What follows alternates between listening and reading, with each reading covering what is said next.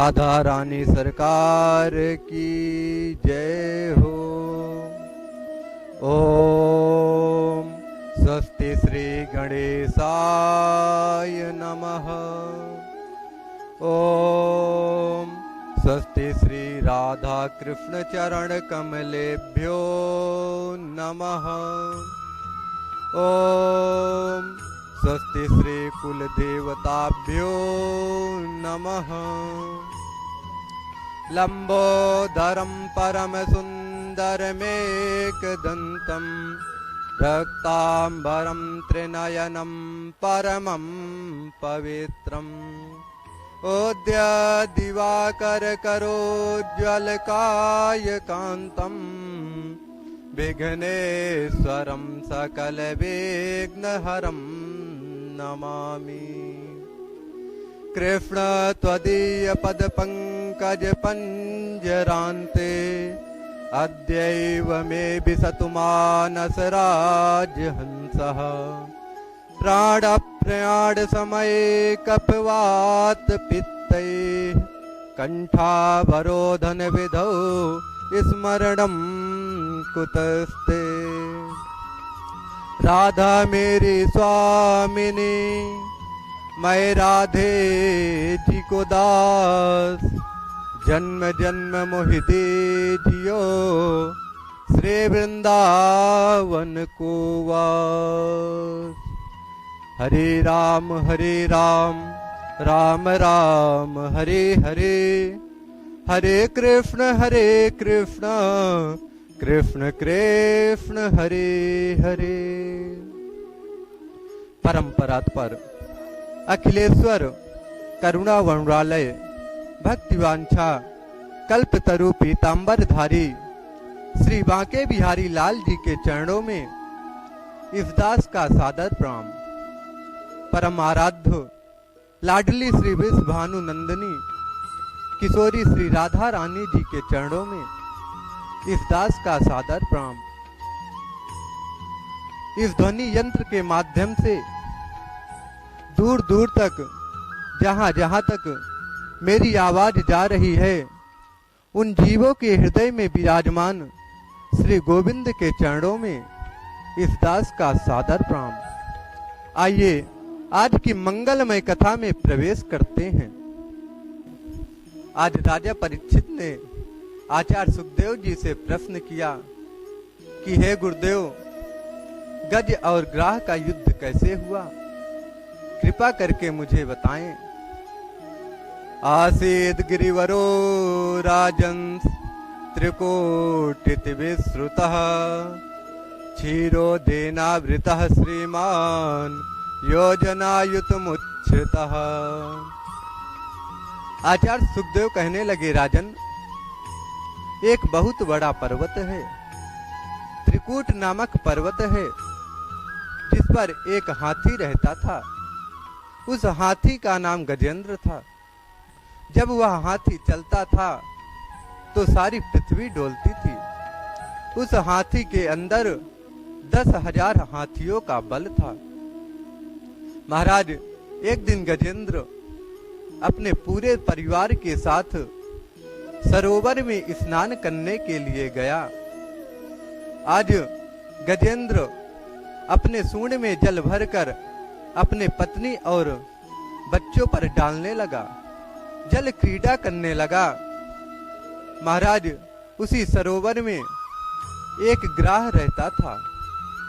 उस ग्राह ने गजेंद्र का पैर पकड़ लिया। आज गजेंद्र जोर जोर से चिल्लाने लगा। गजेंद्र ने अपनी पूरी ताकत लगाकर ग्राह को बाहर खींचा, लेकिन ग्राह ने गजेंद्र को फिर से सरोवर में खींच लिया। महाराज, गजेंद्र की पत्नी और बच्चों ने सूंड में सूंड फंसाकर खींचा, हर संभव प्रयास किया। महाराज, उन दोनों का युद्ध 1000 वर्ष तक चला।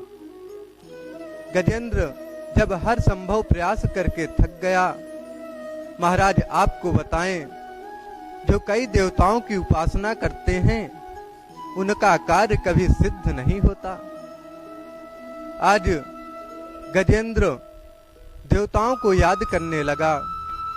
सर्वप्रथम गणेश जी को याद किया, फिर कार्तिकेय जी को याद किया, फिर भगवान शंकर को याद किया, माँ दुर्गा को याद किया, लेकिन सबके आने में विलंब देखी।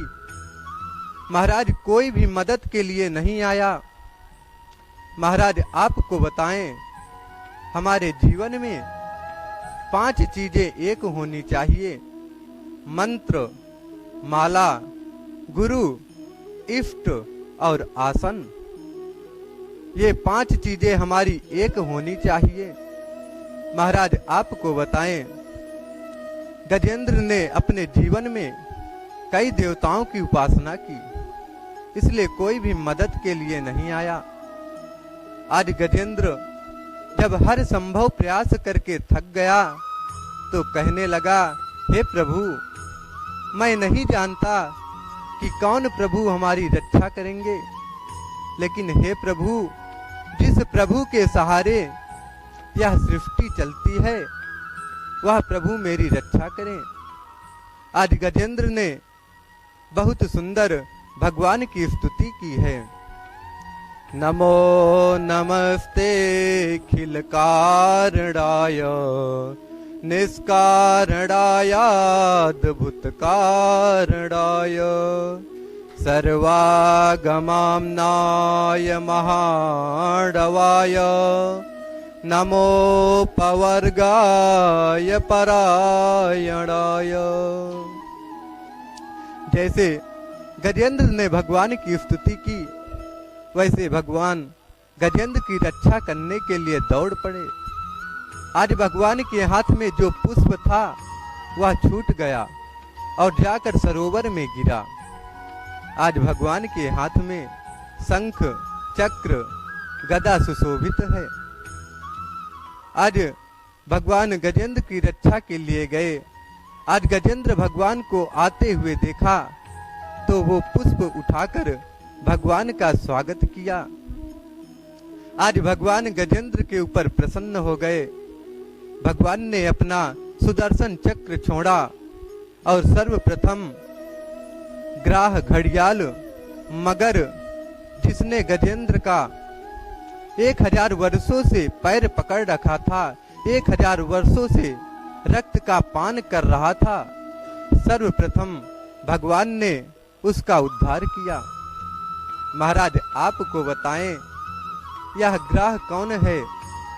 यह हुहु नामक गंधर्व है, जो देवल ऋषि के श्राप से ग्राह बना। यह गजेंद्र कौन है? यह गजेंद्र इंद्रद्युम्न नाम का राजा है, जो अगस्त ऋषि के श्राप से गजेंद्र बना। महाराज आपको बताएं, एक दिन इंद्रद्युम्न नाम का राजा अगस्त ऋषि को प्रणाम नहीं किया तो अगस्त ऋषि ने श्राप दे दिया कि हे राजन, तुम एक हाथी की तरह अभिमान करते हो, जाओ मैं तुम्हें श्राप देता हूं कि तुम हाथी बन जाओ। महाराज देवल ऋषि एक दिन नदी में स्नान कर रहे थे। स्नान करने के पश्चात भजन कर रहे थे। उसी समय हुहु नामक गंधर्व सरोवर में डुबकी लगाया तो देवल ऋषि डर गए। हुहु नामक गंधर्व ने देवल ऋषि का पैर पकड़ लिया तो देवल ऋषि ने श्राप दे दिया कि तुमने आज मेरा पैर एक ग्राह की तरह पकड़ा है, जाओ मैं तुम्हें श्राप देता हूं, तुम एक ग्राह बन जाओ। आज की वाणी गोविंद के चरणों में विश्राम। कल के लिए जय जय श्री राधे।